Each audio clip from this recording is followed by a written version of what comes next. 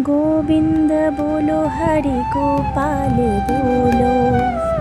নমস্কার সকলকে, জন্মাষ্টমীর শুভেচ্ছা জানিয়ে আজকে ভিডিওটি শুরু করছি। প্রতি বছরের মতো এই বছরেও ঘরে জন্মাষ্টমী পালন করেছি। আর আজ অনেকটা আগেই উঠেছিলাম এবং উঠেই ফ্রেশ হয়ে ঘরদোর ক্লিন করে প্রায় 8:30টার মধ্যে স্নান সেরে জামা কাপড় নিয়ে ছাদে চলে গিয়েছিলাম। কাজের মধ্যে থাকলে ভিজে জামা কাপড়গুলো যদি দিতে ভুলে যাই তাহলে আর এখানে শোকায় না। আর আগেভাগেই ছাদে গিয়ে দিয়ে এসেছি, কারণ আমরা একদম নিচের ফ্লোরে থাকি, ছাদটা অনেকটা উঁচুতে, তাই ছাদে জামা কাপড় দেওয়া ছাড়া কোনো অপশান নেই। আর তাছাড়া আজ ওয়েদারও ছিল মেঘলা। আর জন্মাষ্টমী বলে কথা, তাই একটু ব্যস্ততা তো থাকবেই, কারণ গোপালের ভোগ নিজে হাতেই আমি প্রতি বছর বানাই। তাই জন্য সবার আগে বানিয়েছি, বসিয়ে দিয়েছিলাম পায়েস।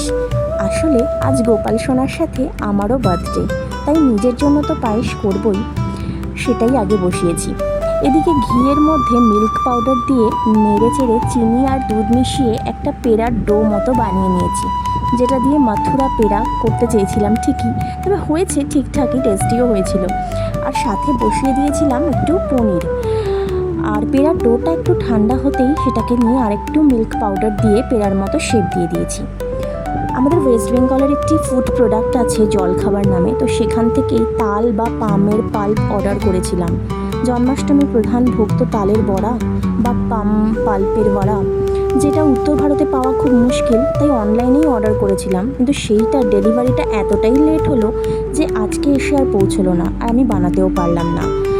তবে আমার মা প্রতি বছরের মতো এবছরেও গোপালকে তালের বড়া, তালের পায়েস এই সমস্ত বানিয়ে দিয়েছে। আর আমরা ছোটোবেলা থেকেই তালের বড়া, ক্ষীর, লুচি, পিঠে ইত্যাদি খেতে ভীষণ ভালোবাসতাম। আর মা বানিয়ে দিত আর খুব আনন্দ করে খেতাম।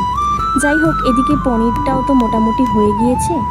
আর সেই সবগুলো সব বসাতে কাজ করতে করতেই পুরঞ্জয় উঠে গিয়েছিল, তাই ওকে আগে ব্রেকফাস্ট করিয়েই আমি বাকি সব কাজগুলো করছিলাম। আসলে রাতে আমাদের একটা বার্থডে কেক আনা হয়েছিল, তাই সেটাই আমি কেটেছিলাম, তাই সেটা উঠেই ও আগে ওটাই খাওয়ার জন্য বায়না করেছে। তারপরে ওদের দুজনকে ব্রেকফাস্ট করিয়ে তার মাঝখানেই কিছু কাজ ছিল, সেগুলো করে নিয়ে পুজোর জায়গাটা আগেই ভালো করে মুছে টুছে গুছিয়ে রেখে দিয়েছিলাম।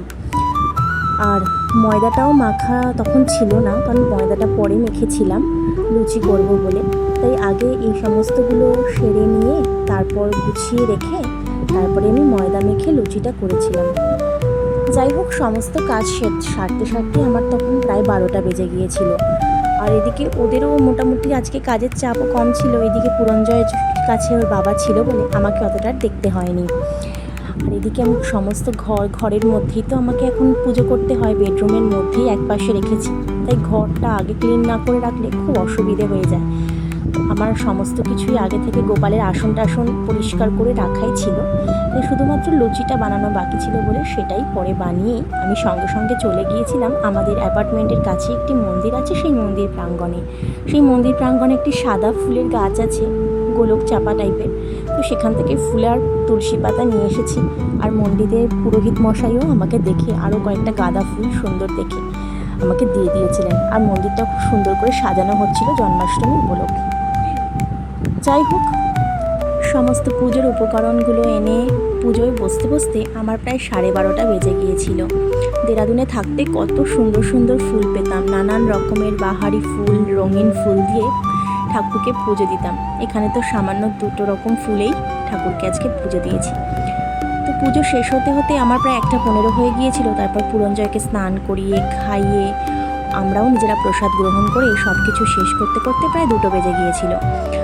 এখানেই আজকে ভিডিওটি শেষ করছি। আবার ফিরবো নতুন ভিডিও নিয়ে এবং সম্পূর্ণ পুজোর ভিডিওটা নিয়ে আসার চেষ্টা করব। সকলের সাথে থাকুন, আর আশা করি প্রত্যেকে জন্মাষ্টমী ভালো কেটেছে। সকলে সুস্থ থাকুন, সাথে থাকুন, ফিরবো আবার নতুন ভিডিও নিয়ে। আজ এখানেই বিদায় জানালাম।